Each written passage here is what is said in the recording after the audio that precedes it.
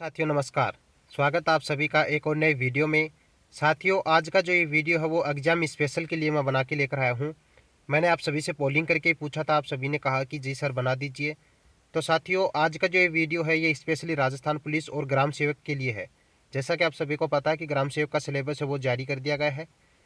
इस वीडियो के दौरान मैं आपको सिर्फ 5 टॉपिक, आपकी यही 5 से 7 मिनट लगेंगे साथियों इस वीडियो को देखने में। लेकिन इस वीडियो के दौरान मैंने 5 ऐसे टॉपिक कवर किए हैं जिनके अंदर से क्वेश्चंस आते हैं और उन टॉपिक के बारे में फुल नॉलेज मैं आपको दूंगा।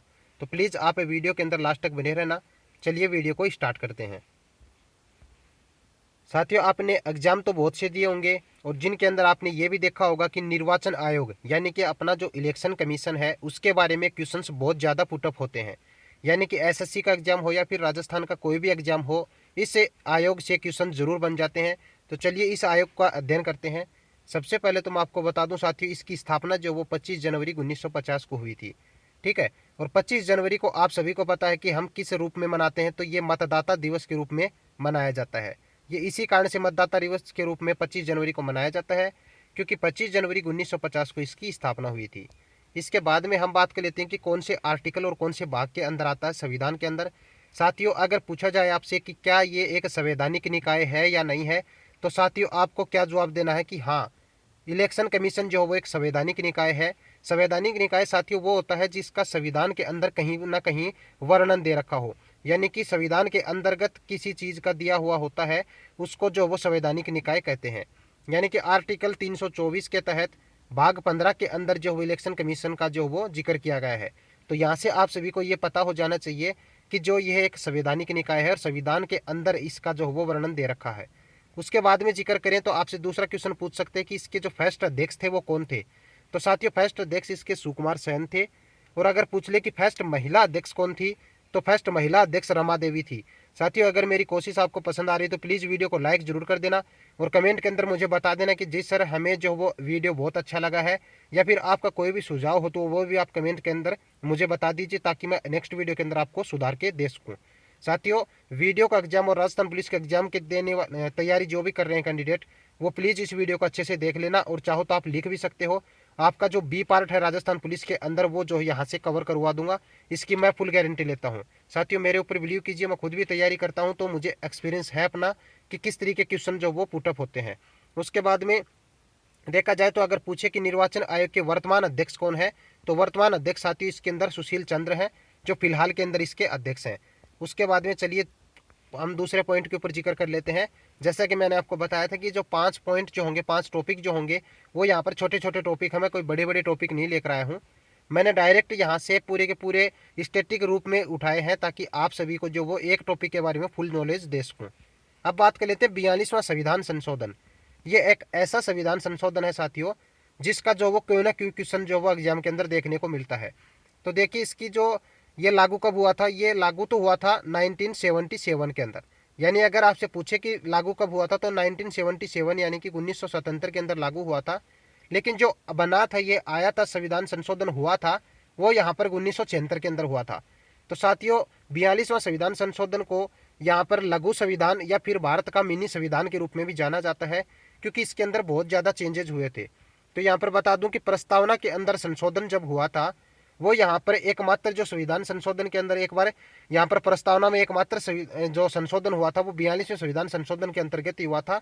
और जो यहाँ पर संशोधन हुआ था वो आप सभी को मैं बता दूं कि इसके अंदर क्या क्या जोड़े गए थे। तो इसके अंदर आप सभी को पता होगा कि पंथ निरपेक्ष, ठीक है, पंथ निरपेक्ष, अखंडता और ये जो लोकतंत्र ये वगैरह शब्द जुड़े थे ना, ये शब्द सब के सब इसी दौरान जुड़े थे। यानी कि 42वें संविधान संशोधन के अंतर्गत ये सब शब्द इसके अंदर जोड़े गए थे। उसके बाद में बात कर लेते हैं कि दूसरा क्या हुआ था इसके अंदर। तो भाग 4 यानी कि संविधान के भाग 4 अनुच्छेद 51(a) के अंदर मूल कर्तव्यों को जोड़ा गया था। अब यहाँ पर इस क्वेश्चन को लेकर दो यहाँ पर भ्रांतियां बनी हुई हैं। साथियों जब आपसे पूछा जाता है कि क्या मूल संविधान के अंदर, ठीक है, आपसे क्वेश्चन पूछता है एग्जामिनर आपको फंसाने के लिए, क्या मूल संविधान के अंदर मूल कर्तव्य थे, या फिर पूछे आपसे कि मूल संविधान के अंदर कितने कर्तव्य थे, तो यहाँ पर आप जवाब दे देते हो अब के हिसाब से। यानी कि जो आप सभी को पता है कि अभी 11 जो वो मूल कर्तव्य थे और आप सभी क्या कर देते हो कि 11 आंसर कर देते हो या फिर 10 आंसर कर देते हो। साथियों ये पूर्णतः गलत है आपका, क्योंकि जो मूल कर्तव्य थे वो मूल संविधान के अंदर जोड़े ही नहीं गए थे। ये जो वो यहाँ पर 42वां संविधान संशोधन के दौरान भाग 4 के 51A के अंदर यहाँ पर जोड़े गए हैं, और जो वो भाग 4 के अंदर जोड़े गए थे वो 42वां संविधान संशोधन 1976 के बाद से जुड़े हैं। तो आप सभी को ये करना है, अब से क्वेश्चन पूछे तो आपको ये जवाब देना है कि मूल संविधान के अंदर जो वो ये मूल कर्तव्य थे ही नहीं। तो आप सभी को ये ध्यान में रखना है। उसके बाद में जो यहाँ पर 10 ही जोड़े गए थे इस दौरान, तो एक जो 11वां जुड़ा था जो लेटेस्ट है वो जुड़ा था 86वां संविधान संशोधन 2002 के अंतर्गत। ठीक है, तो आप सभी को ये ध्यान में रखना है कि संविधान के अंदर जो वो यहाँ पर 11वां जो मौलिक कर्तव्य जोड़ा गया था वो 86वां संविधान संशोधन 2002 के अंतर्गत जोड़ा गया था। और वो कौन सा था? तो वो था यहाँ पर साथियों जो अपनी निःशुल्क शिक्षा जो होती है उसके जो हिसाब से था ना वो था। ठीक है, तो आप सभी को ये ध्यान में रखना है, इसके अंदर कंफ्यूजन मत हो जाना। अगर आपको कुछ भी और पूछना हो या फिर कुछ बताना तो वो भी आप कमेंट सेक्शन के अंदर बताना जरूर साथियों। उसके बाद में हम जिक्र करते हैं नीति आयोग। ठीक है, नीति आयोग जो वो ऐसा आयोग है जिसका क्वेश्चन जो वो एसएससी तो बहुत ज्यादा पूछता है, और साथ में जो बड़े एग्जाम्स होते हैं राजस्थान के उनके अंदर भी इनका जिक्र होता है। साथियों मैं आपको बता दूं कि नीति आयोग की स्थापना पूछे तब तो आपको कर देना है 1 जनवरी 2015 को नीति आयोग की स्थापना की गई थी। लेकिन अगर आपसे पूछे कि योजना आयोग की स्थापना कब करी गई थी, तो साथियों योजना आयोग जो वो पहले इसी का नाम योजना आयोग था, और योजना आयोग की स्थापना अगर पूछे तो आपको 1950 आंसर देना है, न कि 2015।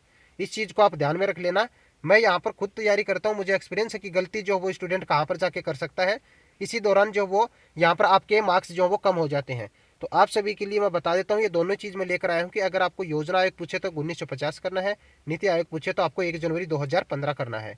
इसके बाद में अगर पूछे इसका अध्यक्ष कौन होता है, तो साथियों योजना आयोग का अध्यक्ष जो वो हमेशा पीएम होता है, यानी कि अपने प्राइम मिनिस्टर होते हैं, जो वर्तमान में अपने नरेंद्र मोदी जी हैं। तो यहाँ पर जो वो हमेशा ही इनके प्राइम मिनिस्टर जो वो अध्यक्ष होते हैं। उसके बाद में उपाध्यक्ष अगर पूछे उपाध्यक्ष वर्तमान में कौन है, तो यहाँ पर आप सभी को राजीव कुमार कर देना है। और अगर आपके पूछे कि इसके वर्तमान सीईओ कौन है, तो यहाँ पर आप सभी को आंसर देना है अमिताभ कांत। ठीक है साथियों, तो इस चीज को ध्यान में रख लेना। और भी अगर इसके बारे में कुछ पूछना हो तो आप कमेंट सेक्शन के अंदर पूछ सकते हैं। उसके बाद में जिक्र कर लेते हैं कि विषाणु जनित रोग, यानी कि जो रोग होते हैं वो मैं आपको एक एक करके हर वीडियो के दौरान वो कंप्लीट करवा दूंगा। ये एक ऐसा टॉपिक है साथियों जहाँ से क्वेश्चन पुटअप होते ही होते हैं। तो यहाँ पर मैं ट्रिक के माध्यम से आप सभी को बता देता हूँ कि पंडित का टिक्का न्यू है रिया। यहाँ पर एक ट्रिक बनती है कि पंडित का टिक्का न्यू है रिया। आप सभी को इसके दौरान क्या करना है, देखिए यहाँ पर पंडित से बन जाएगा प्लेग, डिप्थीरिया और तपेदिक। उसके बाद में जो वो का से बन जाएगा यहाँ पर काली खांसी, और टिक्का से बन जाएगा यहाँ पर टिटनेस, टाइफाइड, और फिर जो वो कुष्ठ रोग, यानी कि ये जो तीनों ही है वो यहाँ पर आपका का वाले ऑप्शन से, टीका वाले ऑप्शन से बन जाएंगे। ओके, उसके बाद में न्यू से बन जाएगा यहाँ पर न्यूमोनिया, और है से बन जाएगा हैजा। और जो ये रिया लगाया है मैंने, ये इसके लिए लगाया है क्योंकि इसको इंग्लिश में बैक्टीरिया कहा जाता है। ठीक है, तो बैक्टीरिया कहा जाता है, तो आप सभी को ये हेल्प हो जाएगी कि बैक्टीरिया को हिंदी में विषाणु कहा जाता है। तो आप सभी को ये पता चल जाएगा कि ये ट्रिक जो वो किसके लिए थी, कौन से रोग के लिए थी। उसके बाद में मैं बता दूं कि आपको टिटनेस को जो वो साथियों जबड़ाबंद भी कहा जाता है। ठीक है, जबड़ाबंद रोग भी कहा जाता है, और इसके अंदर इसको लोक जोक भी रोग कहा जाता है। ठीक है, लोक जो रोग भी कहा जाता है। तो आप सभी को ये ध्यान में रख लेना है, इसके अंदर जो वो ये क्वेश्चंस भी पुटअप होते हैं। उसके बाद में हम नेक्स्ट पॉइंट के ऊपर बात कर लेते हैं, वो है आरबीआई, यानी कि रिजर्व बैंक ऑफ इंडिया। जो वो यहाँ से क्वेश्चन साथियों बहुत ज्यादा होते हैं, स्पेशल जो वो एसएससी के अंदर इसके क्वेश्चन पुटअप होते हैं। और जो यहाँ से मैं आपको पूरा नॉलेज इसके बारे में दे देता हूँ। देखिए साथियों, रिजर्व बैंक ऑफ इंडिया यानी कि इसकी स्थापना जो वो 1 अप्रैल 1935 को इसकी स्थापना हुई थी। और जो ये अपना बैंक है, ये यंग हिल्टन आयोग के द्वारा जो इसकी सिफारिश के ऊपर इसकी स्थापना की गई थी।